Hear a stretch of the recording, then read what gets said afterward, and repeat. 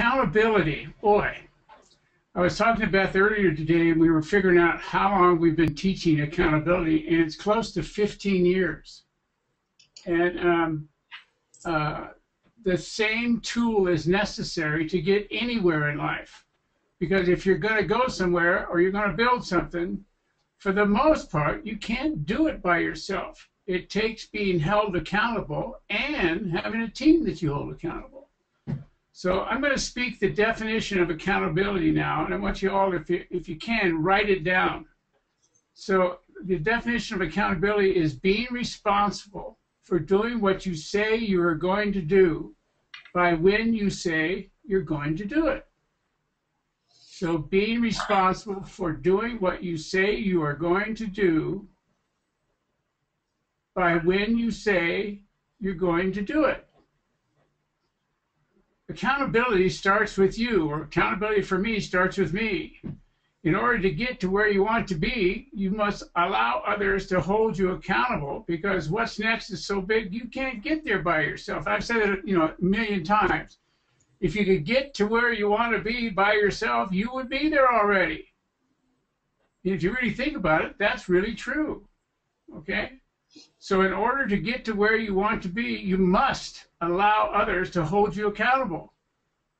Because what's next for you is so big. There's the key. What's next for you is so big, you can't get there by yourself. Plus, you're going to be, arm wrestle with your own head. So to get over the arm wrestle and to keep going, you got to allow, that's the big word, you got to allow people to hold you accountable for being where you say you want to be by when. And the by when is the kicker. Okay? So you not only have to be willing to be held accountable, but you have to be willing to ask your team to be held accountable also. So it's a whole accountability discussion with everybody that's in your team at work, and several other places that we'll talk about in just a minute. You have to be willing to teach your team about accountability, all right? Remember, what you don't know will show up when you teach what you do know. So you have to be willing to hold your team accountable and face any consequences of not doing what you say you're going to do by when they or you said you were going to do it. So how do we do that? We'll talk about that in a minute too. Now, when I say team, I'm talking about much, much more than those that sit around you in your boardroom or at your meeting table of your office. I'm talking about all kinds of things, okay? I'm talking about your family, your spouse, your children. Oh, boy, you want to be held accountable? Ask your kids to hold you accountable for getting something done. Let me tell you, they are unstoppable. Your parents, your siblings, and so on, all right? Those you go to church with, you could ask those folks to hold you accountable. The parent sitting next to you at a PTA meeting, Parent-Teacher Association meeting, you could ask your babysitter. You could ask your physician. If you're on a volunteer committee, all right, those members could hold you accountable. Let me see. Your workout coach, or your running coach, or whoever that holds you accountable for doing something for health, they can also hold you accountable for doing other things that you want. And this goes on and on and on and on. The more people you know, the more potential people you have to hold you accountable. And the more you get that accountability, the better you're going to do to get to where you say you want to be and by when. Team is something you need in all domains without exception. Now think about that for a minute. In all domains, work, home, health, eating, sleeping, cleaning out the garage, cutting the lawn, all the stuff, taking care of your parents, giving up being mad at your parents, stop being mad at yourself for being your parents. Little humor there, okay? All right, so again, I'll say team is something you need in all domains without exception. So, however, where do we start? How do we determine what is what we want to be held accountable for? So, how do we do that? How do we actually think up and then put into writing what we want? And the second part, put into writing, is the hard part. You have to get clear about what you want and what you don't want for yourself, for your business. Now, the key here is what you don't want is very, very important. You got to make room for what you do want to have to show up and to be. You see, you'd be surprised by the number of people who don't know what to do and what they want. And if they do know what they want, they don't have it by when they're going to get it. And if you don't write down by when you're going to get it, no one's going to tell you. No one's going to make you, do it on their clock. You have to do it on your clock. The problem, if we don't know what we want and don't want, how do we how do we know what to ask for? People can't read your mind, and if you have to ask for help, which we all do, you got to be able to say what for. So how do we know what we're going to ask to be held accountable for, or for not doing even? All right, how do we make room for what you really want to show up? Well, the way you do that is stop doing what you don't need to do. And then that comes into the art of delegation. Knowing what you want and don't want in your life will help you discover the keys to unlocking more time, more fun, now that's against the law, and more freedom to do and have whatever you say you want to do and have. So I'll say that again. Knowing what you want gives you the room, all right, to discover the keys to unlocking more time, more fun, and more freedom to do whatever you say you want to do or have. That sounds like something that ought to be against the law. Pretty cool, huh? Okay, now I'm going to go through 2 or 3 steps that I really want you to listen to. And Beth, if you get some comments where they want me to repeat part of this, let me know and I will. Okay. Accountability is a big word. Accountability, the definition of accountability is huge. It's not only huge for you, but it's huge for, for the people that you teach it to. And there's several parts of it that you have to really have straight. Because if you speak it wrong, or you get upset at somebody, or whatever, they'll drop out of being willing to be on your team. So here's accountability step number 2, right? Step number 1 was, you have to be clear about what you want. Just get that. Understand? Step number 1 is getting clear about what you want. You have to be able to speak it and write it.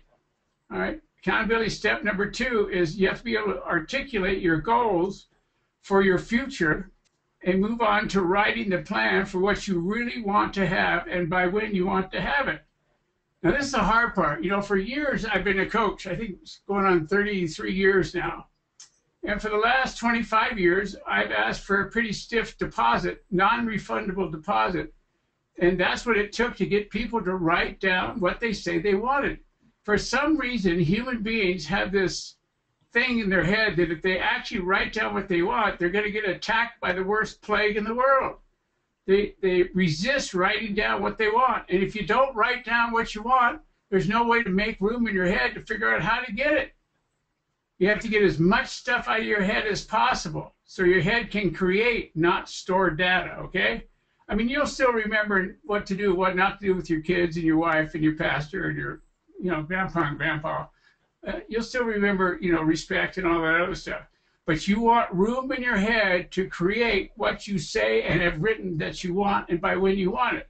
By the way, without a by when, what you want just kind of floats around in never land.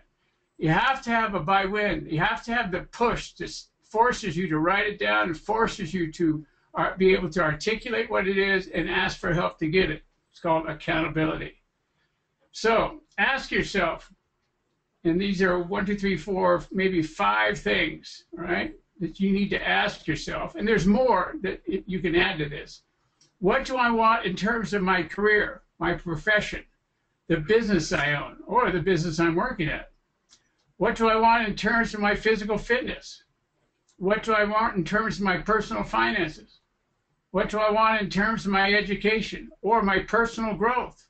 Doesn't have to be formal education. It could be that which you read, or that you go and you help others out. You learn a lot about yourself when you're helping others out. Okay. So the real important one for me was, what do I want in my physical fitness at 70 years old?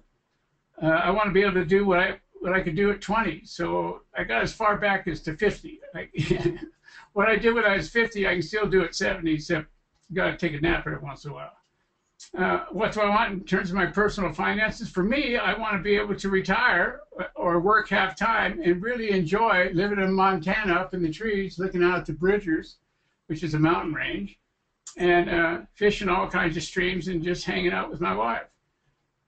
So you understand what I mean? It's okay to really write down what you want. You don't have to know how you're going to get it yet. That comes later. But write down what your heart speak says, okay? So what do I want in terms of my career? What do I want in terms of my profession? What do I want in terms of the business I own? What do I want in terms of my physical fitness? What do I want in terms of my personal finances? What do I want in terms of my education? What do I want in terms of my relationships? Ooh, that's a good one. What do I want in general for my future? What do I want with my free time? See, you have to really want free time for it to show up, okay? I used to be, when the electricity went out and I couldn't have a computer, I went nuts. I didn't look at it as free time. I looked at it like, oh my God, I'm stopped. I can't do my business. I can't talk to people. Oh, I'm going to dry up and die. And the truth is, I turn my computer off as much as I can now. So it's all about getting really straight about how to take care of your wants. You know, if you don't do it, no one's going to do it for you. Everybody's going to think you're okay and you're smiling and running on down the road, but you're the only one that knows that you don't have what you really want. So write it down and let people know so they can help you get it by when you say you want it. Now, write down the answers. This principle applies to everyone and everything. I don't care who you are, no one can get to where you're going and without first writing it down. Writing it down will make it clear in your head. You have to clean up the spelling. It'll make you erase things and write things down differently. It'll make you add things. It'll make you be bigger than you are. If you can't put in writing what you want, you can't language what you want. And if you can't write down and then language what you want, you can't ask anybody to hold you accountable for getting it. No one can read your mind. Oh, now there's a statement. So therefore, you can't be held accountable for a plan that is in your head. If your plan for your life and your business and your relationships and your money and da-da-da-da-da lives in your head and no one knows about it, how do you expect to get the help that you need to get there? Because if you'll notice, you can't get there by yourself. You can only go so far by yourself. So let's handle what your head is saying to you right now. Accountability requires that you get past believing that you have to ask for accountability, that you have to ask for accountability, and that you're weak if you do, right? And that there's possibly something wrong with you. You know, like, wow, if I have to ask for help, man, I'm weak. Something wrong with me. Somebody's going to come and take over my life. Oh, my God. And the truth is, it's okay to ask for help. In fact, you have to ask for help. If you don't ask for help, you can't get what you want. What's next for you, I'll say again, is so big you can't get there by yourself. And wouldn't it be a cool thing to do is to find out how other people got maybe some of what you want and be able to listen what they have to say, what they had to go through without you having lived through it. Pretty cool, huh? I mean, use other people's experiences to better your own life quicker. That's not against the law, you know. So, you know what you want. Now, how are you going to get there? Well, you have to be able to write down the various steps for getting there. You need a plan of action. Oh, my God, here comes, oh, I'm going to die. He's going to make me write a plan, right? You know where you are starting and your goal at the end. So you know where you're starting, you know the end. So all you got to do is figure out how to write down the middle. So I'm starting here. I'm finishing here by when. So I got to write down the middle steps and how to get there. So let me say that again. You know where you're starting, and you know your goal is at the end point. Now you have to figure out the middle. Storing intended actions or tasks in your mind is a good way to get nothing accomplished. And it creates overwhelm. Wakes you up in the middle of the night. Gets you tired. Makes you think about things and makes you miss things at work. Or makes you miss things, you know, that you've got promises other places. It really causes confusion. So when creating an action plan, include not only what you're going to do, but by when you're going to do it. There it is again. So you just have to write down the steps as best as you can think it up of how to get to where you want to go, or how you get to where you want to be, all right, by when you want to be there. That's called having a date, putting a date on them. Okay, accountability step 4. Keep your plan visible. Whatever you write down, don't hide it. Don't put it in the drawer in your desk, all right? Pin it to the wall so everybody can read it. Keep your plan visible. Do what your plan says and ask for help. Make sure other people can see it. Make sure other people read it with you. Keep your written goals, the plan of how to get there, and your accountability team in front of you. If you hide your plan and or your team, you might as well shut down, and your circumstances will derail your progress. Remember, here's how your brain works. Your brain is designed to keep you safe, all right? And to keep you safe, it has to stop you from walking out into a future that you haven't been to before. So your brain is going to be the biggest problem child you got to deal with. So you got to write down what you want. You got to write down when you want to get there. And then you got to write down how you're going to get there from start to finish.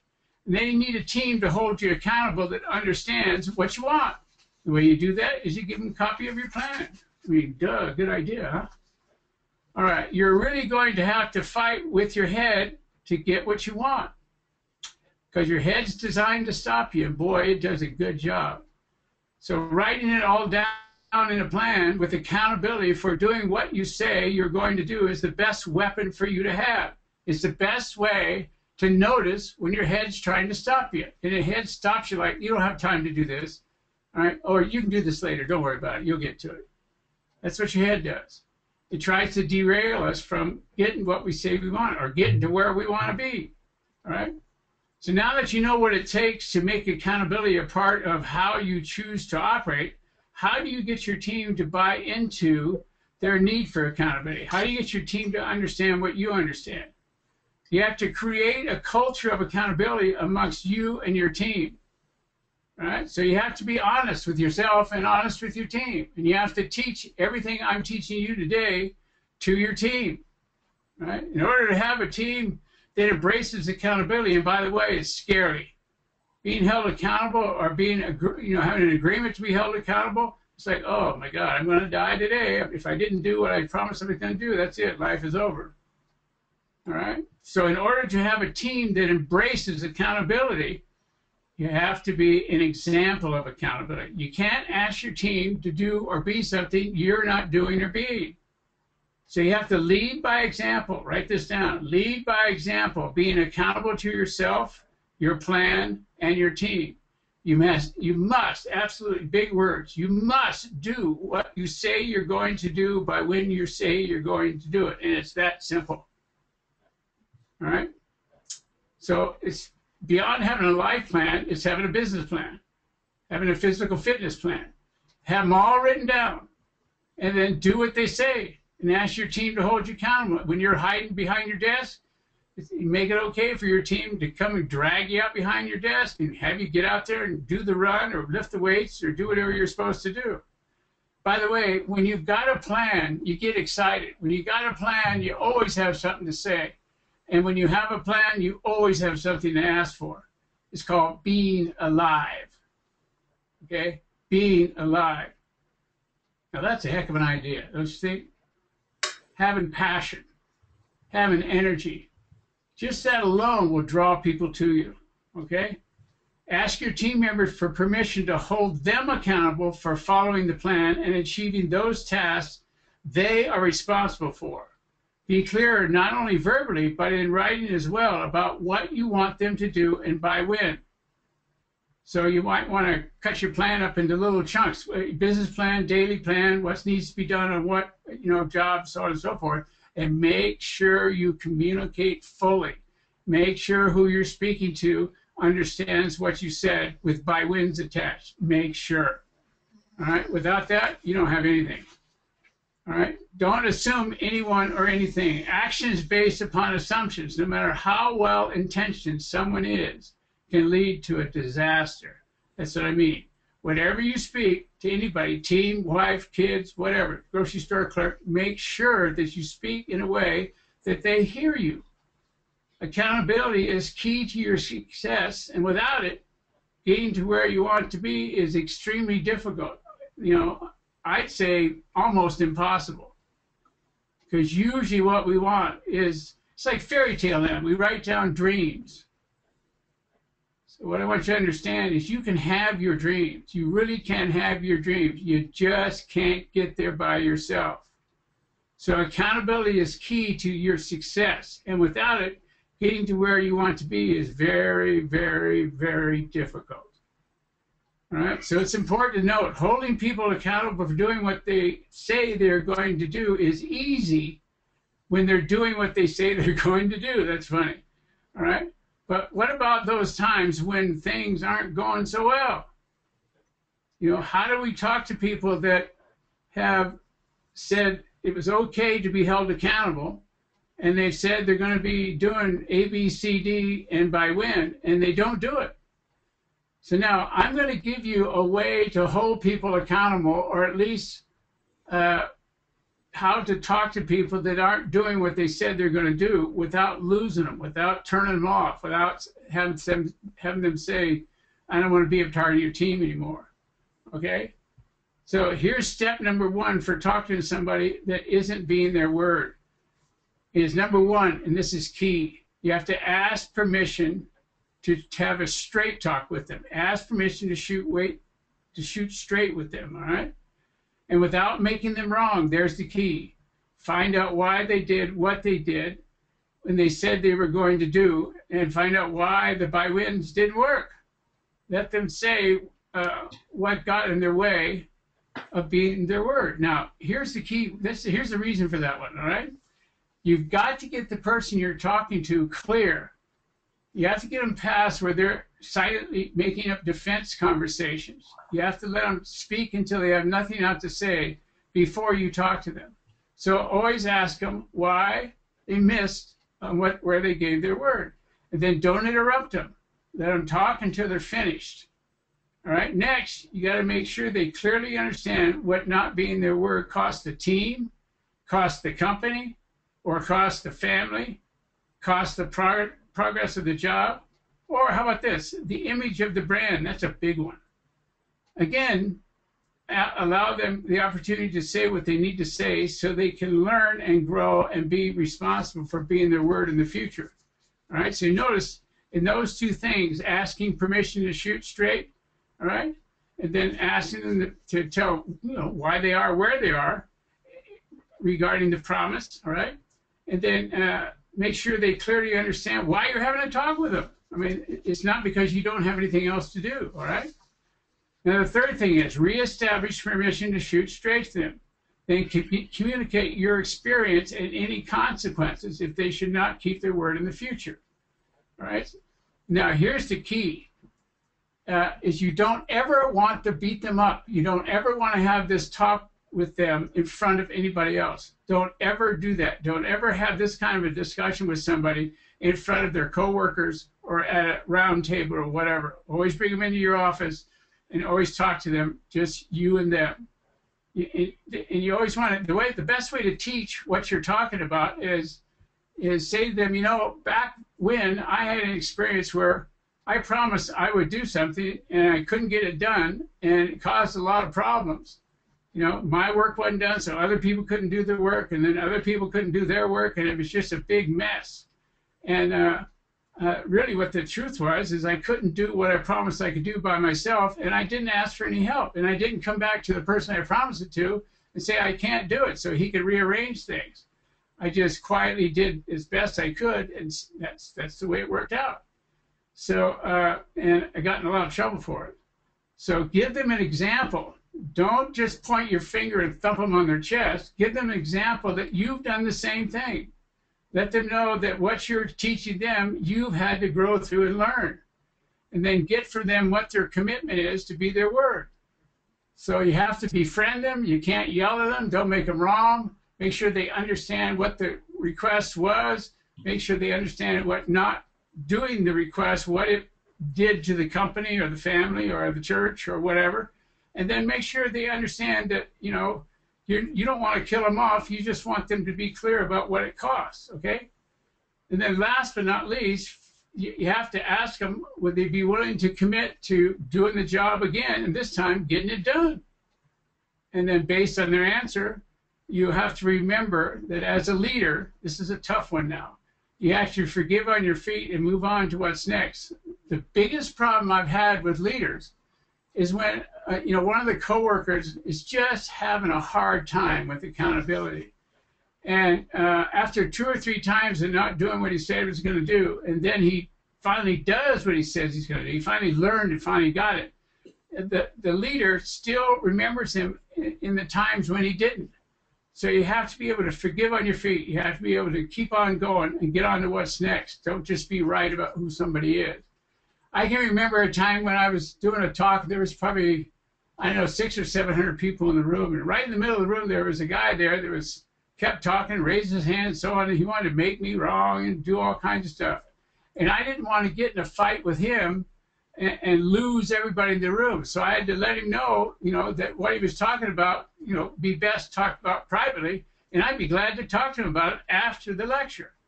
So would he be so kind as to just hold on, and I'll make time for him at the end of the lecture. And so what I was doing was taking care of what was going on in front of me, and then moving on to doing what I was there for, and that was to make a difference for 600 people. So that's what you have to do. You have to really be committed to be your word.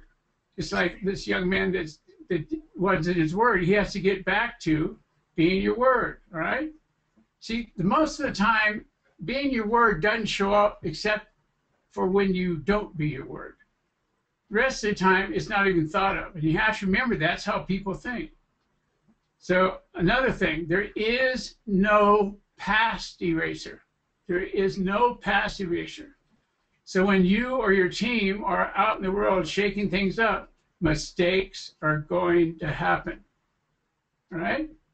So accountability, here we go. Meet your goals and grow your team. If you want to be successful, good intentions are just not enough.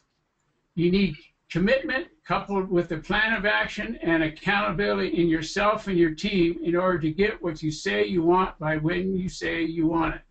That's a mouthful. I'll read it again, okay? You need commitment coupled with a plan of action, all right? So you have to be committed to what the goal is. You have to write the plan of action. And then you have to be able to be held accountable in yourself and your team in order to get what you say you want by when you say you want it. About accountability can be can help to keep you on track when your own head or others are telling you otherwise. So you start going left and you should have gone right. Your team, or you allow your team to hold you accountable and them you. So what are you waiting for? That's the question. Put accountability to work for you and keep you and your team on track. Now that's a mouthful. You have to really want to do this, okay?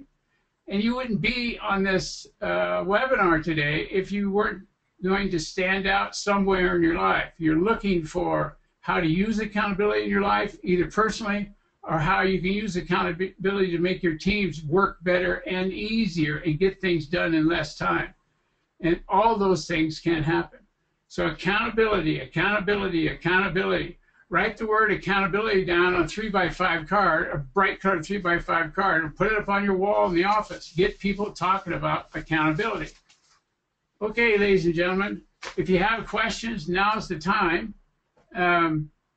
This topic, accountability, is huge, all right? The talk I've done today is just on the hot points. And you'll be able to get this talk, I'm assuming, in a week or so on YouTube. And you're more than welcome to play it in your office or play it to your team, you know, at another date. It's absolutely okay with me. If I can help any of you in any way, shape, or form, please call me. Just dial the phone number. My number is 406-587-7482. Pick up the phone. If you got a problem or you got a question, ask.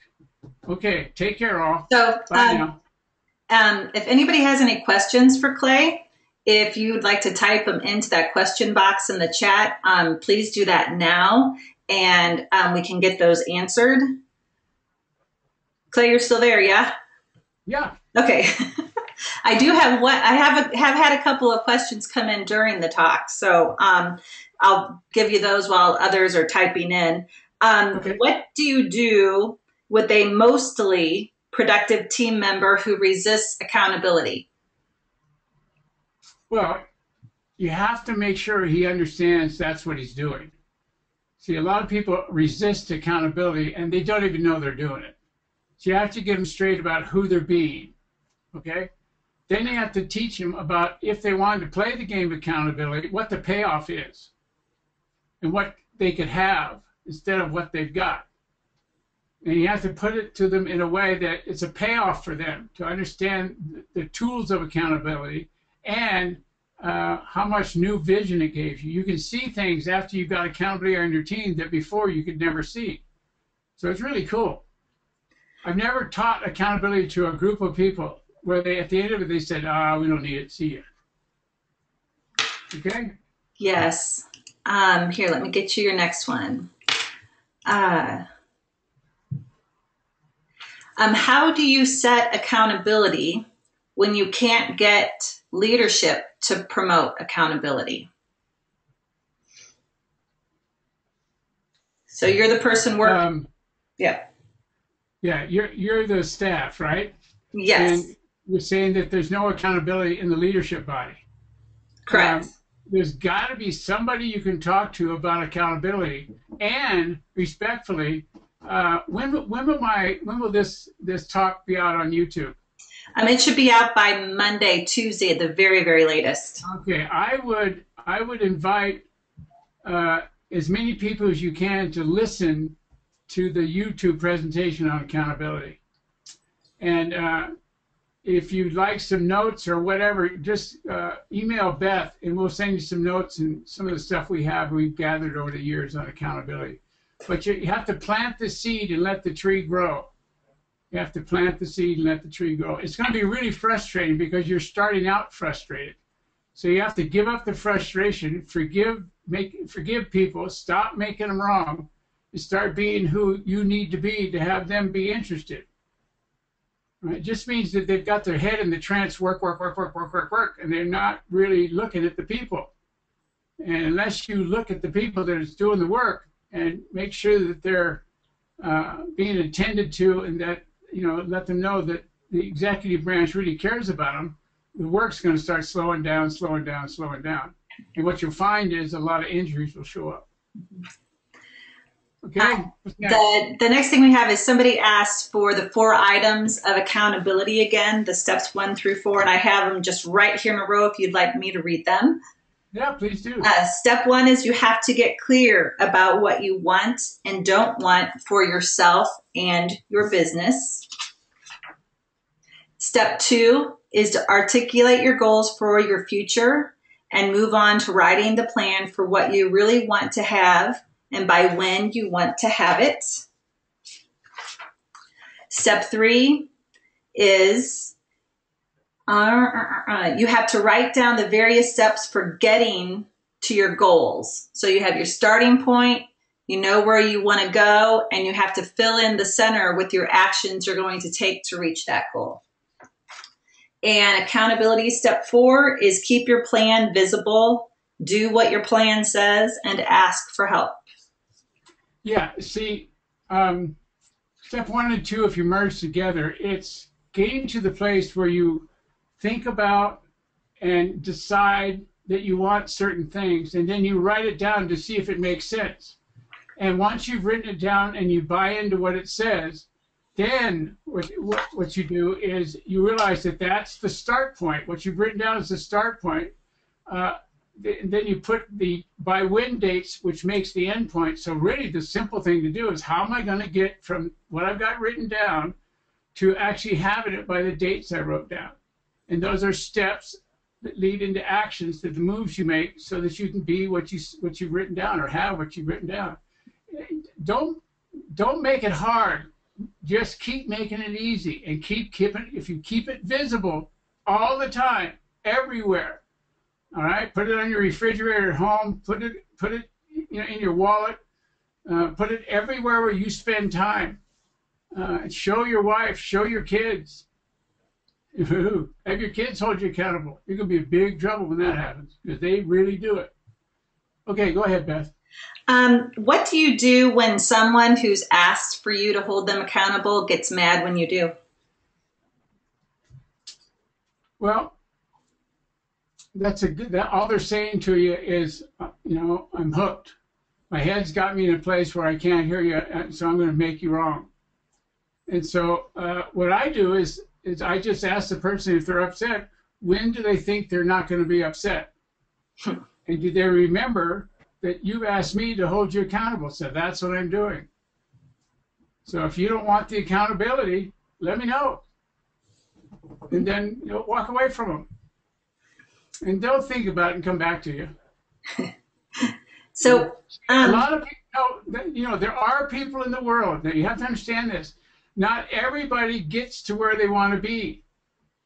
Their mind takes them over. So people fail at this quite often. But anybody that's on this webinar, I don't want you to fail. I want you to get what you say you want, and then I want you to show people. Then I want you to show people how you did it. And if you'll do it in your family and at your work, the two places you spend the most of your time will be right on the same stage you are, which will be great. You'll see. Okay, Beth, anything else? What would you recommend to the boss, if you will?